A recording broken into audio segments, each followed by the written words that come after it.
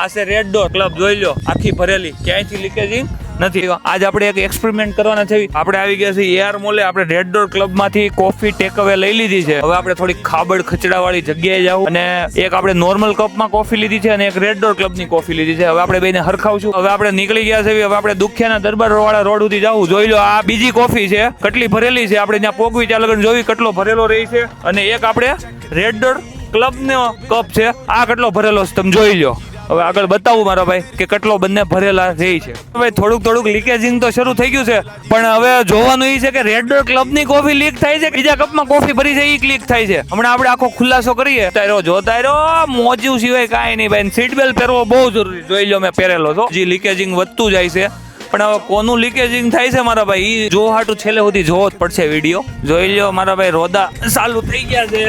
Cup જીવતા રહી તો સારું. તો આવી રીતે તમે ઓર્ડર કરતા હોય ત્યારે આ રોદામાંથી પસાર થઈને જ કોફી તમારા સુધી પોકતી હોય. જોઈ લો મારો ભાઈ, તો આપણે આવી ગયા છીએ દુખિયાના દરબાર વાળા રોડે. આ લીકેજિંગ જોતા તો ખબર પડી ગયું છે કે બહુ લીકેજ થયું છે.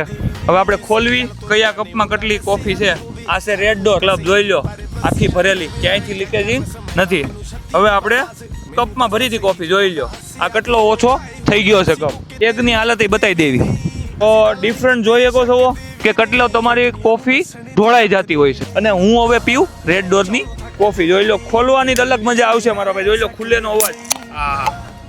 તો તમે ઓફિસમાં હો કે સ્કૂલમાં હો કે ઘરે હો, ક્યાંયથી પણ ઓર્ડર કરવો હોય તો ઝોમેટોમાં અવેલેબલ છે.